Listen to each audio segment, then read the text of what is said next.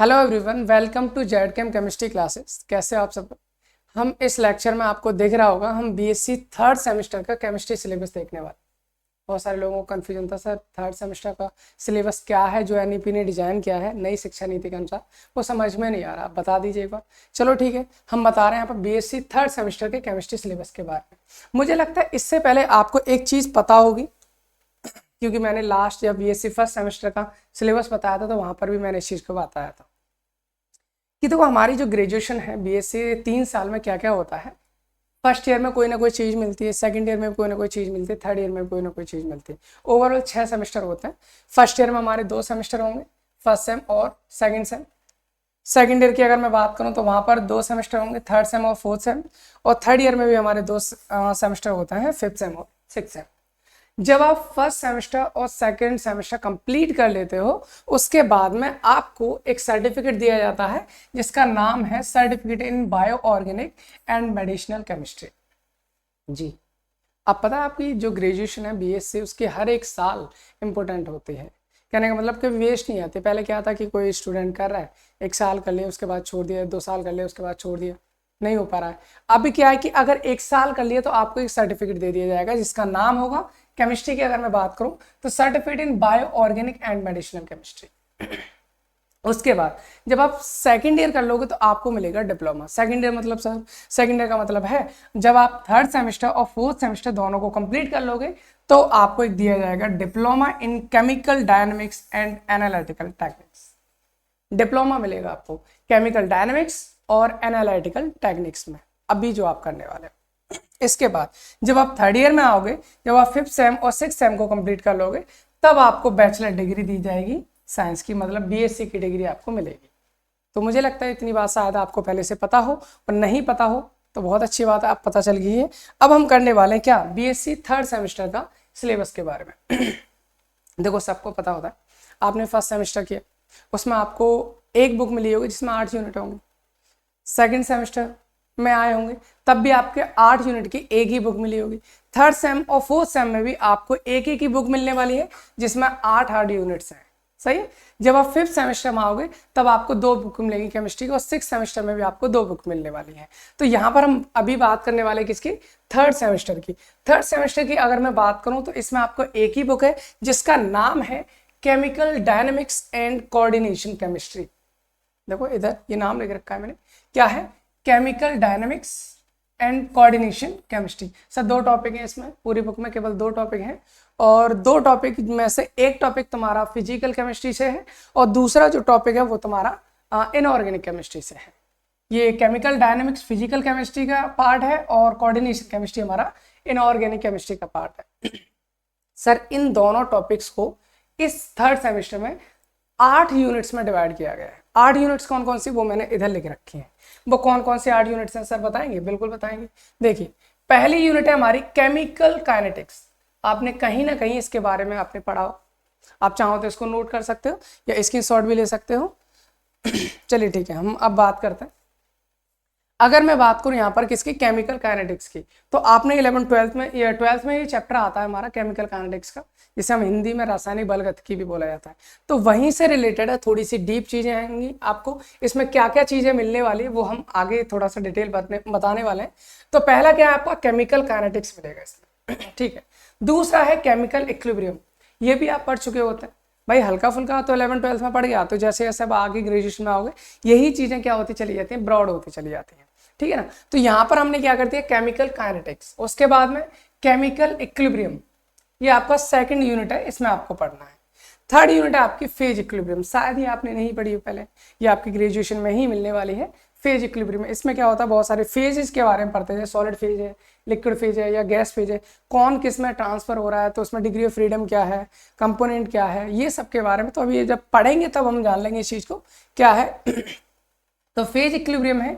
उसके बाद में है काइनेटिक थ्योरीज ऑफ गैसेस। इसमें हम बहुत सारी थ्योरीज पढ़ने वाले हैं जो काइनेटिक थ्योरी ऑफ गैसेस पर बेस्ड होती है। जो गैस आपने ये शायद छोटा मोटा टॉपिक होता है 11th क्लास में, अभी यहाँ पर आपको ब्रॉड मिलने वाला है। तो ये क्या है, हमारा काइनेटिक थ्योरीज ऑफ गैसेस, ये हमारी फोर्थ और ये हमारी फिफ्थ यूनिट में आता है हमारा लिक्विड स्टेट। ये शायद पहले आपने नहीं पढ़ा हो।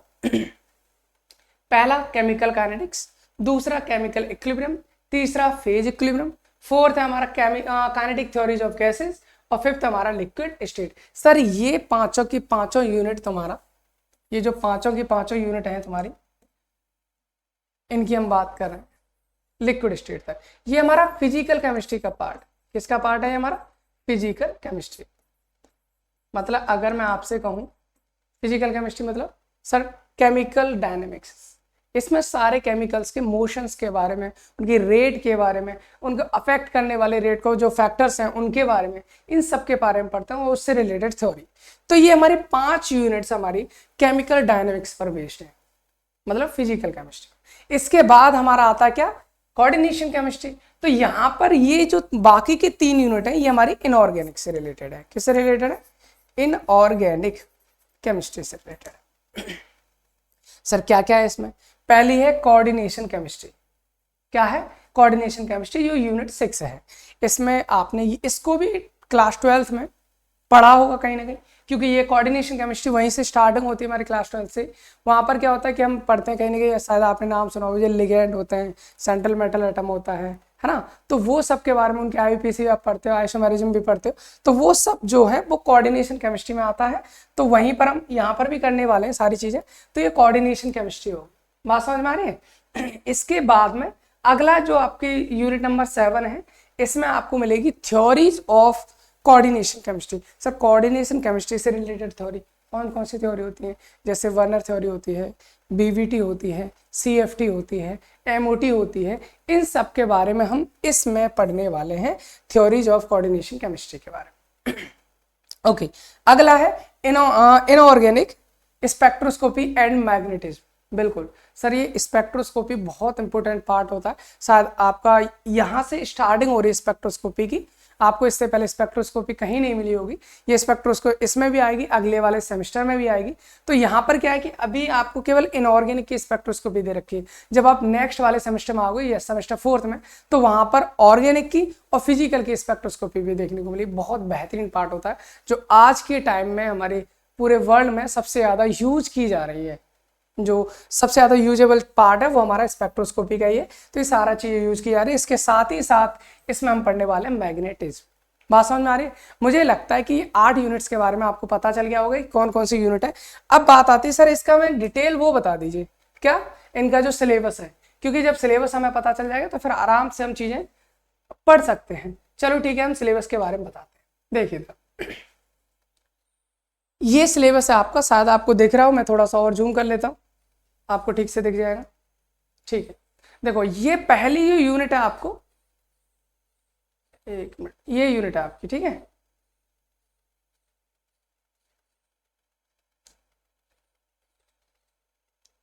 ये आपको यहाँ पर यूनिट आपको दिखाई दे रही होगी, ये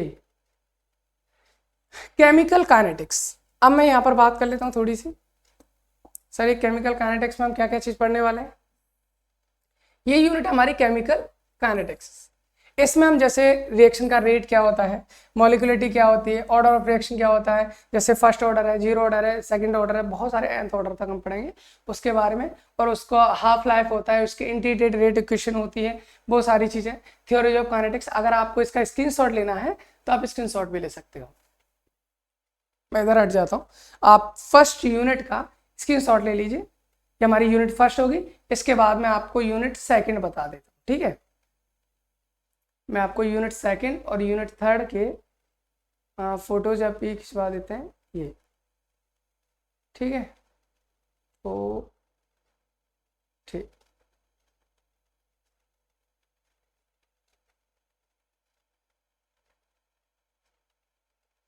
तो यहाँ से आप स्क्रीनशॉट ले सकते हैं यूनिट सेकंड और यूनिट थर्ड का, ठीक है भाई। ये हमारी यूनिट सेकंड में हमारा क्या है, केमिकल इक्विलिब्रियम दे रखा है। और केमिकल इक्विलिब्रियम में इक्विलिब्रियम कांस्टेंट क्या होता है, फ्री एनर्जी, थर्मोडायनेमिक, बहुत सारे रिलेशंस होते हैं, ली चार्टली प्रिंसिपल होता है ना, क्लेपेरॉन क्लॉसियस इक्वेशन होती है, ये सब के बारे में पढ़ना है यूनिट सेकंड में। और यूनिट थर्ड में आपका क्या है, फेज इक्विलिब्रियम।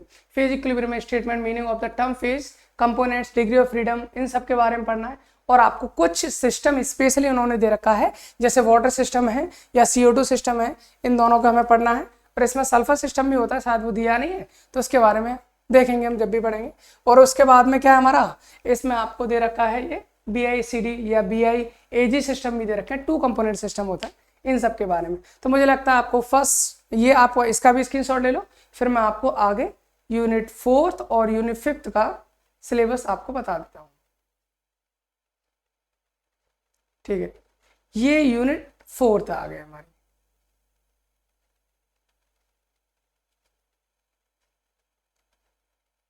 मैं थोड़ा सा इसको और ऊपर कर लेता हूँ ताकि यूनिट 4 और 5 दोनों आपको मिल जाए।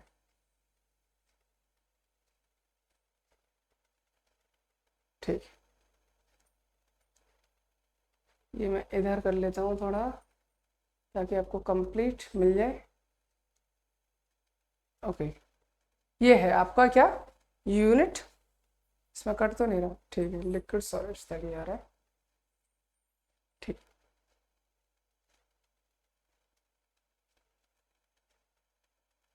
ओके, ये है, आप इसका स्क्रीनशॉट ले सकते हैं यूनिट 4 और यूनिट 5 का। तो मुझे लगता है आपको दिख रहा होगा। यूनिट 4 में हमें क्या पढ़ना है, गैसेस स्टेट पढ़नी है। गैसेस स्टेट से रिलेटेड जो भी फिनोमिनन होते हैं इसमें उसमें हम पढ़ते हैं वर्ल्स लॉ, चार्ल्स लॉ आपने पढ़ा होगा, आइसोथर्मल कंडीशन होती है या फिर आइसोबारिक होती है, उन पर गैस हमारा किस किस तरह का बिहेवियर शो करती हैं, या उनके बीच में होने वाले वॉन डेर वाल्स फोर्सेस कौन कौन से होते हैं, उसमें डिस्ट्रीब्यूशन, मॉलिक्यूलर वेलोसिटी वगैरह, ये सब के बारे में, या कॉलिजन डायमीटर क्या होता है, ये सब के बारे में हम पढ़ने वाले हैं। तो इसका आप नोट कर वो इसको स्क्रीनशॉट ले सकते हैं। उसके बाद में हमारा लिक्विड स्टेट होता है, क्योंकि देखो आपको solid state, liquid state, gases state, इन तीनों चीज़ों के बारे में, लेकिन इस सिलेबस में आपको केवल क्या दे रखा है, आपको गैसेस स्टेट और लिक्विड स्टेट दे रखा है, क्योंकि सॉलिड स्टेट आई थिंक तुम्हारा सेमेस्टर 2nd में मिल गया था आपको। ठीक है, चलिए इसके बाद हमारा क्या है, ये आपकी यूनिट 4 हो गई, 5 होगी। अभी हम यूनिट 6 की बात कर लेते हैं। ठीक है, 6, 7, 8, अभी 3 यूनिट हमारे पास है। ठीक है, यूनिट 4, 5 हो चुकी, यूनिट 6 ही है हमारे पास। ठीक है, यूनिट 6 में देख लीजिए, यूनिट 6 में आपको कोऑर्डिनेशन केमिस्ट्री और थ्योरीज ऑफ कोऑर्डिनेशन केमिस्ट्री के बारे में यूनिट 7 में। ठीक है, तो कोऑर्डिनेशन केमिस्ट्री में वर्नर थ्योरी है या फिर लिगेंड्स हैं, एम्बिडेंट लिगेंड है, कीलेट लिगेंड है, क्या होते हैं सब, और उसके बारे में IUPAC नोमेनक्लेचर, ये सब के बारे में आपको कोऑर्डिनेशन केमिस्ट्री में दिया है, उससे रिलेटेड सारी आपको थ्योरीज दे रखी हैं। तो मुझे लगता है ये भी आपको पता चल गया होगा। अब इसके बाद में एक लास्ट यूनिट आपकी जो है उसको भी हम देख लेते हैं, यूनिट नंबर 8। ठीक, 6, 7 हो गई ना, हाँ हो गई थ्योरीज। अब इसके बाद में यूनिट नंबर 8 हमारा ये आ गया, कहाँ भाग रहा है भाई। ठीक है, तो यूनिट 8 के भी आप स्क्रीनशॉट ले सकते हैं। ये आपकी यूनिट नंबर 8 है, जिसमें हमारे इनऑर्गेनिक स्पेक्ट्रोस्कोपी एंड मैग्नेटिज्म दे रखा है। तो आप इसको भी, आप इसका स्क्रीनशॉट ले सकते हैं, और ये लास्ट हमारा हो जाता है। इसके बाद हम इनको भी यहाँ पर भी पढ़ने वाले हैं 1 by 1 सारी चीज़ें। ठीक है, तो हम स्टार्ट करेंगे एक किसी भी यूनिट को, उसके बाद हम आगे करते रहेंगे। फिर इसके बाद आप हमें बताएंगे कौन सी चीज़ आपको चाहिए, आपकी रिक्वायरमेंट भी हम पूरी करेंगे। तो वही चीज़, तो आपको मुझे लगता है सारा आपको जो BSc 3rd सेमेस्टर का सिलेबस था वो आपको मिल चुका है। Thanks for watching.